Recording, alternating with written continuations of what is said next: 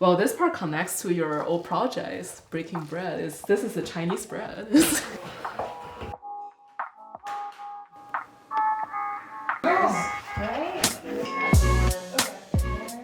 My name is Hong Huo. I'm an assistant professor of graphic design, digital media at Masai University. Today, I'm going to make a Beijing-style dumplings, or the northern kind of dumplings, or Jiaozi in Chinese. And the uniqueness of this type of dumpling I'm making today is that after folding everything, we would like to squeeze it so the belly of the dumpling will pop up.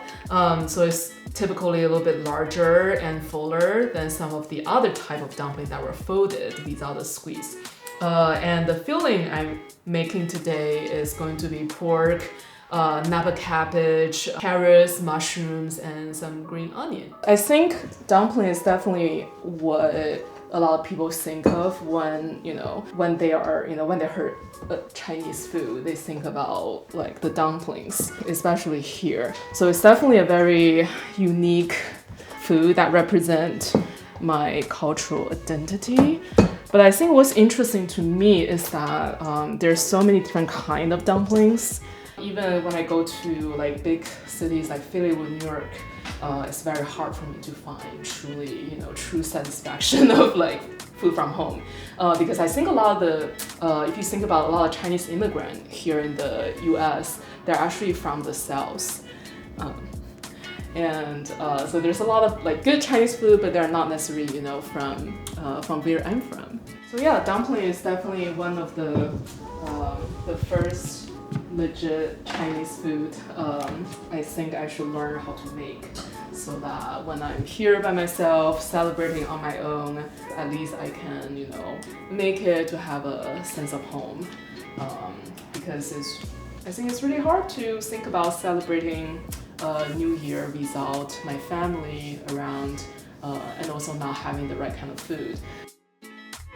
Jiaozi is what we have to celebrate Chinese New Year, or it's like the soul of the feast. And it's very important that we gather together and eat the dumplings.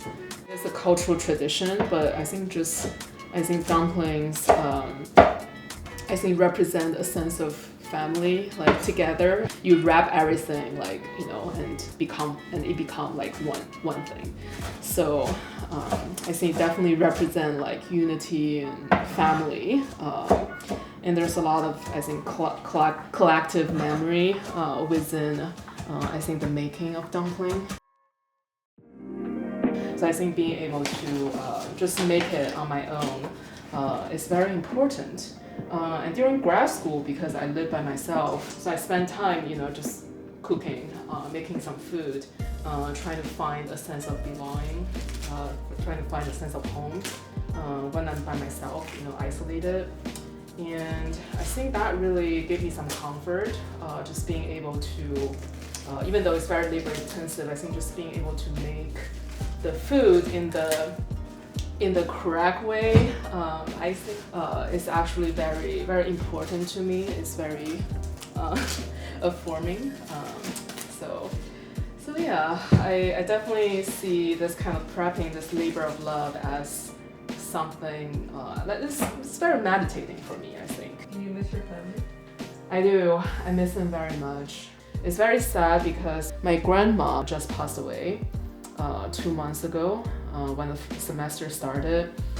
It was very hard because I just couldn't go back. I haven't been back since 2020 because of visa and everything, just a lot of risk. It's not great. It's definitely not great that I cannot go back home, especially their families I really miss and I wish to see and visit. And obviously I miss the food. So it's always food and family that I miss the most. It's like nothing else. Community is very important. I think especially for Chinese people, I think traditional Chinese people are very family oriented. I came here as an exchange student when I was in high school, and that was 2011. I just always remember that moment when I was saying goodbye to my parents in the airport in Beijing. And I just remember wearing my, backpack and just like walking, like being afraid to look back because I knew I was gonna cry if I looked back to them. So I just decided not to look back and just like walk away. Very, very emotional. Like every time I think about how I ended up leaving my parents. So actually, like talking about making dumplings, why this is important for me is because when I make dumpling, I think of my parents because I learned about how to make dumplings from them. So when I'm making it, like I feel like there is some kind of connection of me and my parents and my family. Definitely help to ease some of the pain of like, or homesick from being far from them. I mean, missing the food is also part of like missing making the people, the hands who prepare the food, who made the food. It's still, sometimes I still feel very sad, even though I can replicate the food, I cannot replicate the time we spent together.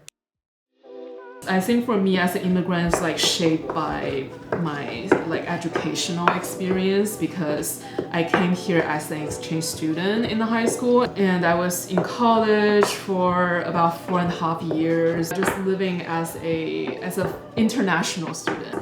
And my status just changed last year when I started to work here at Messiah. In my second year, Messiah had applied for H-1B, the working visa for me. And now I'm in the middle of the process of waiting for my green card. And due to the politics now, we don't know how much longer it's gonna take. So there's definitely a lot of uncertainties there. And so I'm not an American. I've just been, like a foreigner in this country for a very long time, even though this is probably my 14th year here in the US because I came here in 2011.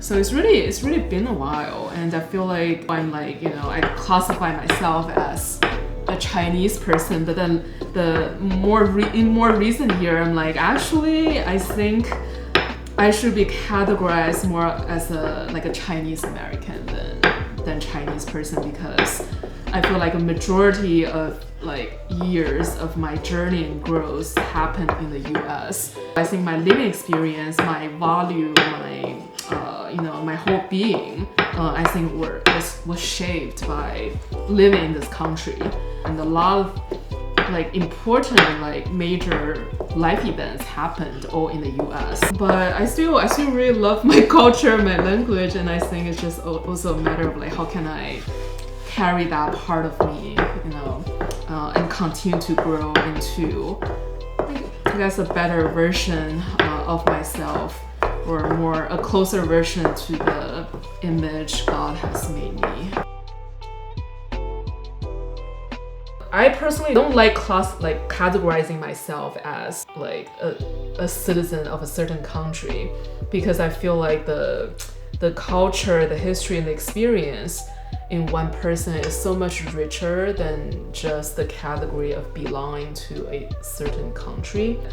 And especially I think because there are a lot of times of disappointment with the government, and I think it's really hard to process a lot of the politics,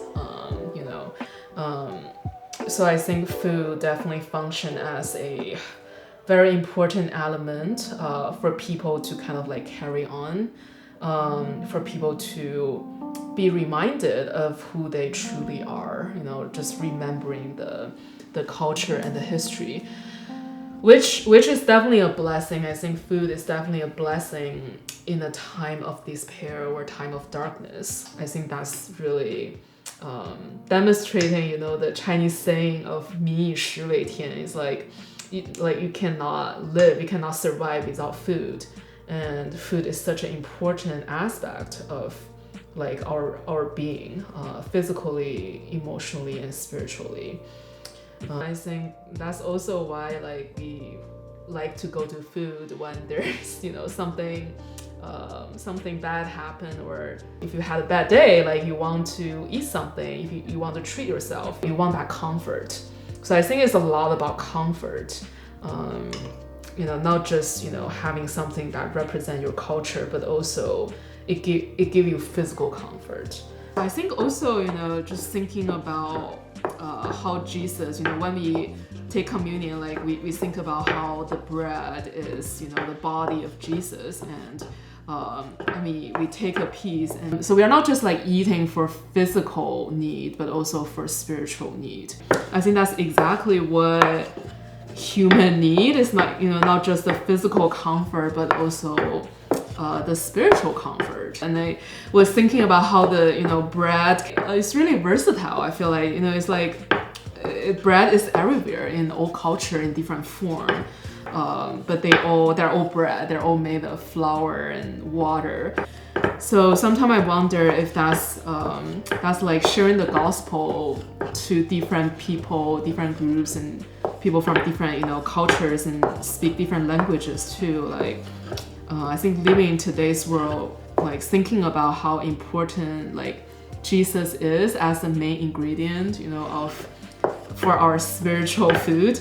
I think that's also what connects everyone together. The church should be diverse and should be representing all people and people with different languages and different cultures and different experiences.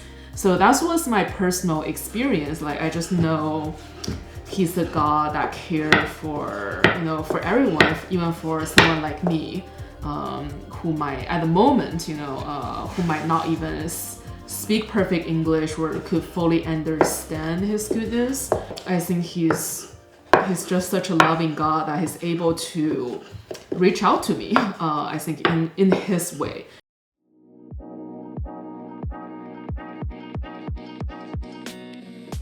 I actually felt like, even though like I was kind of nervous, I was like, oh, it's gonna be a lot of work, but also at the same time, I think it's truly a blessing that I get to put my labor in this and like get to share my story, because like in my everyday life, I don't get to share like this.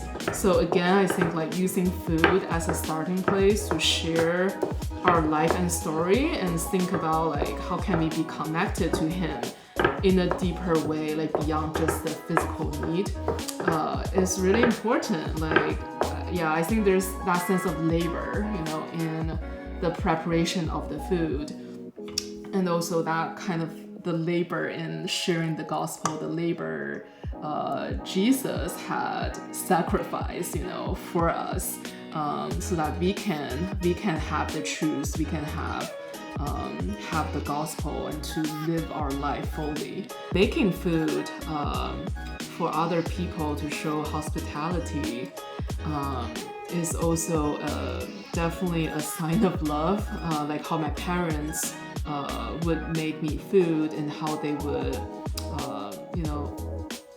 left me with a lot of the food that I can enjoy even after they're gone. So there's definitely a form of love. It's definitely a love language. So I think that's just a very important aspect, is that food is something to connect everyone together.